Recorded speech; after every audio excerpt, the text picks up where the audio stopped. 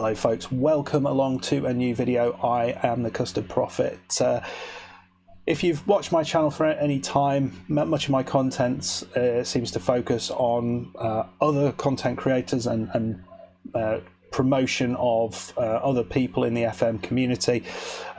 Also a number of Let's Play videos. What I don't tend to do is talk much about tips and tricks for the game because I'm not very good at it. But I'm going to try my hand at doing one of these videos today in an area that I think is important to get right, particularly in the new game. Certainly what I have found in this game is that the finances seem particularly hard to manage well.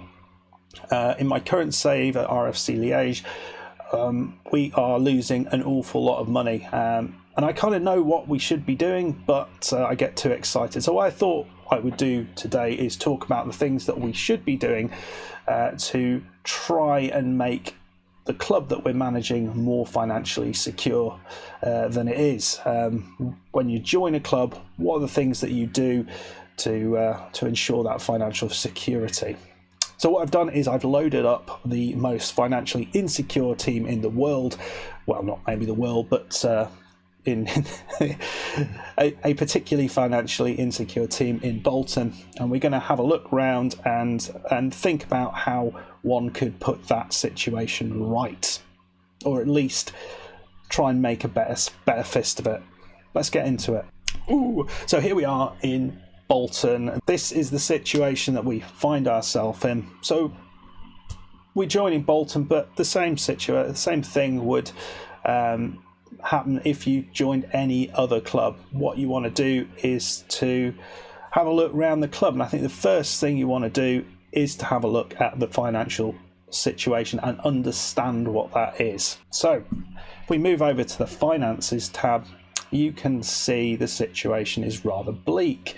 The club was turning a profit, or at least had money in the bank in 2020, but now in 2021 they are in a serious amount of debt. Not a great situation. You can also see on here that their income on average is around £600,000 to £700,000 a month. However, their expenditure is much more than that. That's a problem as well. You can see if we go up here to the projections tab, if you go up here, we can see part of the reason that things are difficult is because there is a £500,000 loan per month that needs to be paid, which is that can't be right. That can't be right. It's a lot of money. There's a lot of money there. But when we look here into this projection tab, we get the real sort of breakdown of the situation. In 2 years' time, they're projected to be £11 million in debt. Now, this isn't the best system, this projection system, because it doesn't take into account things like league finish and money from prizes, but it does kind of give you an idea of the way the club is heading. And you can see very clearly what we'd seen just earlier, that we're bringing in around £9 million per year into the club, but around £13.5 million are going out. What do we do about this? How do you start to even put that right?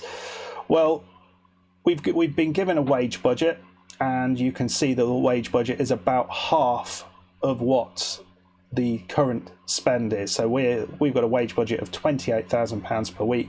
We're currently spending £43,000 per week.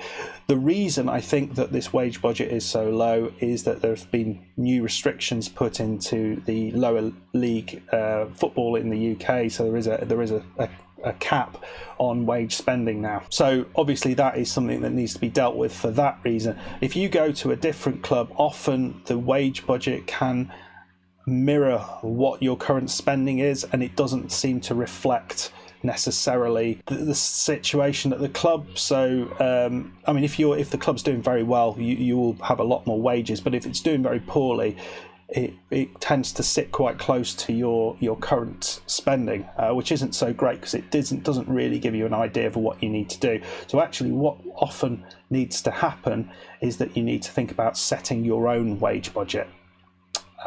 So thinking about how much you think is important to spend per week on players, and you need to take both the club's financial situation into account, but also what the board are expecting you to do. So if they're expecting you to have a top half finish, you need to have enough wages to attract players to allow you to achieve that. Otherwise you'll be sacked very, very quickly, and that's not the name of the game. So it's balancing those two things is quite a difficult thing to achieve. So it's quite a dire situation here at Bolton. So what do we need to do? I think the first thing you want to do is assess your squad.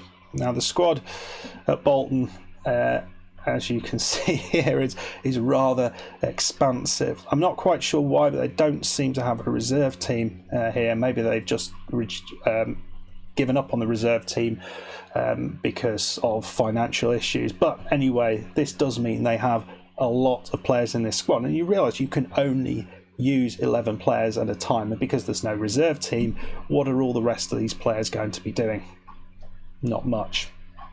You can see we've got that £28,000 a week budget, and we can see that the top player here is earning £3,000 a week, but you've got a bunch of these guys who are earning a fair whack of money. I mean, if you get to this point here, you've probably not far away from spending that £28,000 a week, are you? First thing you want to do at any club that you get to is assess your squad. Are all of those players necessary? You look at the top player here, Anton Sarcevic, a very bad boy. He scored in a playoff final when he was playing at Fleetwood to knock Burton out, and Fleetwood went up, Burton didn't. Don't like him because of that. But you can see he is viewed by the club as a fringe player, but he is their top earning player. Do you need to keep him around? Well, you need to make that decision. Do you need to make that decision? I would suggest not, but it's one other thing to consider is the hierarchy here, and you can see that Anton Sarcevic is a team leader. So if you do get rid of him, that may upset people. So be careful of that. So we can see here squad depth. We'll go on to all positions. You can see that, for example, Sarcevic here he's fourth down in. He's the fourth best central midfielder. He's the fourth best striker. He's the fourth best right-sided midfielder. So he is somewhat versatile, but at no position is he going to be first choice. You want your top players to be first choice. So what you need to do here is understand, you need to figure out where your strengths are, the players that you want to keep, and then your formation from that. We're not going to talk about your formation and roles, other than to say what you want to try and do is look through your squad and identify those players who are particularly versatile. You can use them in one or two or three, well, you can use them in more than one position. That's a useful thing to have, just to give yourself options without having a ridiculously large squad. Right, and so first thing to do then, so you identify which players you need to keep, which players you definitely need to keep, and then which players you need to get rid of. Those will be players who are high wages, who aren't going to contribute that much, that you think you can replace with somebody better, or might have someone in the squad who's better than them, or those players who just aren't likely to contribute. There is no point when you have financial difficulties to have people in the squad who are not going to contribute in the team and who are not going to develop. Try your best then to get rid of those players, either permanent transfer or loan, and if you can, try and get the other club to pay all the wages, and try and get as many additional costs in there to the other club as possible. So once you've got your squad and you're happy with that squad, or at least the ones that you want to get rid of, the other places to think about are in the development centre. Bolton also has a very, very good development centre, and you can see here some great young players that have come through. Now, the problem we have here is that every single one of these young players is going to cost money. If we look at the wages here, the cheapest wage is £150 per week. but the most expensive is £350 per week. If you add all of that up, you're well on the way to sort of £6,000 per week on players who are not going to be playing at all. These are young players who are not going to be first team ready. So as much as this pains me, as much as it's going to pain you, you're not going to get all of these players developed. You need to focus on the players that you are going to be able to develop and clear the rest out. You don't need these youngsters. Maybe just these top few. I mean, obviously you want to look at the players themselves, but identify those that you think have a genuine chance of progressing, and then these lads down the bottom, yeah, get rid of them. And it's the same when you have a youth intake. Only take those players that you think are worth trying to progress. There's no need to have all this money wasted in this youth team. There's what we got, another 30 players at this club. There are 60, 70 players, and you could be getting it down to 30 in total, and that is going to make it a lot easier for you to survive financially. Okay, so that's the kind of outs. What about bringing players in? Scouting costs money is the first thing to say. So make use of the trial function. If you are going to bring in free transfers, don't scout the free transfer, bring them in on trial. Much cheaper, and you get the answer as to what they're like a lot quicker. You can bring in as many as you like. There is no limits on that. But don't also forget that players who are on contracts to clubs, maybe that you're wanting to loan in, young players, many of those big clubs will very much allow you to take those players on trial as well. So you're not just restricted to the free transfers with trials. Any player can be brought in on trial as long as their parent club thinks that is a good thing for them to happen. So use those trial options as and when you can. The other thing to think about is using the loan market. Now, the loan market is a really good way of getting decent players in very, very cheaply.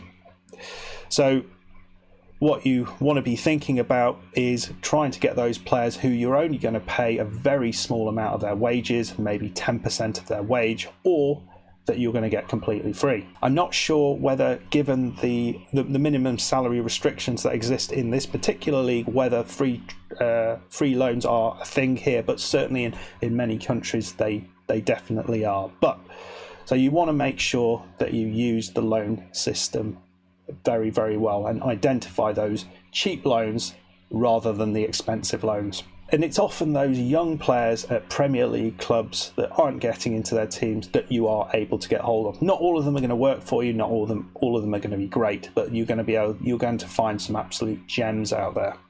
To help you in this, one of the other things that you really want to do is to get a senior affiliate club. Now, this is going to give you money up front, which is great, but it makes you more likely to be able to sign players from that team, which is important, particularly if maybe your senior affiliate is Chelsea or one of the other big clubs.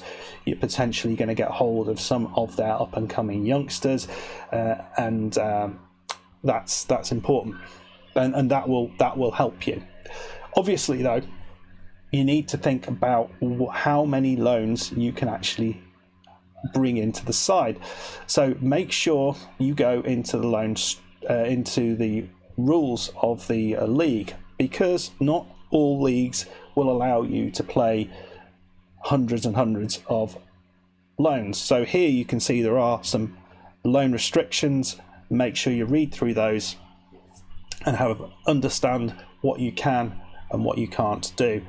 Likewise, look through the squad registration details, and you can see here, this is an important one. Players signed on free transfer can be registered at any time. That's a really useful one, because it means that you don't necessarily have to have a complete squad, and if you say need a player at some point just to fill a gap, you potentially can bring in a free transfer to do that. They don't need to be a decent player, do they? They can just be someone to sit on the bench if you need it. Finally, we want to think about staff as well.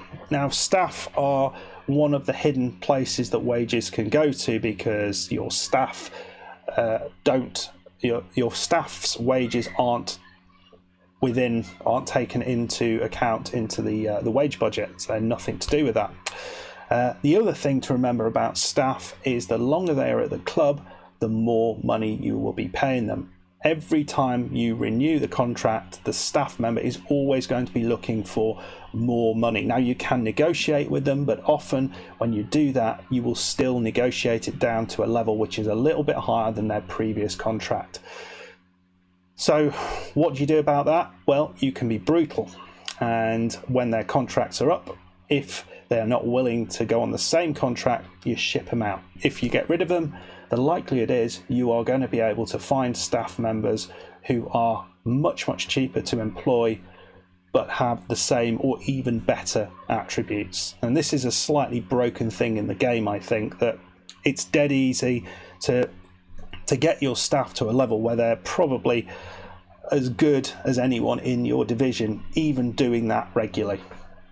So make sure you don't keep your staff around. This is another thing I'm really bad for, just keeping my staff around ad infinitum, and just because I kind of like the idea of the continuity, but it's the only thing it's going to affect is the team morale, and you can work that out quickly early on in the season using training, so that shouldn't be too much of an issue.